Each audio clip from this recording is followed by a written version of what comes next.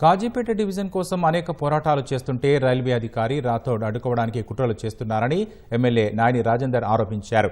ఢిల్లీలో వరంగల్ ఎంపీ అనేక మార్లు కాజీపేట డివిజన్ ఆవశ్యకతను, ప్రజల డిమాండ్ను రైల్వే మంత్రి ఇతర మంత్రులకు వినతిపత్రాలు అందించారని తెలిపారు. అయినా కొంతమంది రైల్వే అధికారులు ఇక్కడి అధికారులను, సిబ్బందిని కుట్రపూరితంగా మూకుమ్మడిగా బదిలీలు చేస్తున్నారని తెలిపారు. డివిజన్ సాధన కోసం రాజకీయాలకు అతీతంగా అఖిలపక్షం ఆధ్వర్యంలో పోరాటాలు చేస్తామని వెల్లడించారు.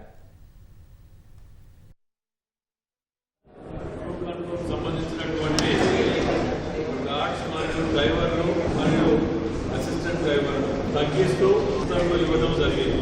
దీని వెనుక భయంకరమైన కుట్ర దాగి ఉన్నది అనడానికి ఎటువంటి అనుమానం లేకుండా గతంలో కూడా ఈ విధంగానే చేసే ప్రయత్నం చేస్తే అప్పుడు కూడా ఇక్కడ నిరాహార దీక్షలో కూర్చొని దీని మీద పోరాటం చేస్తే అప్పుడు ఆపడం జరిగింది.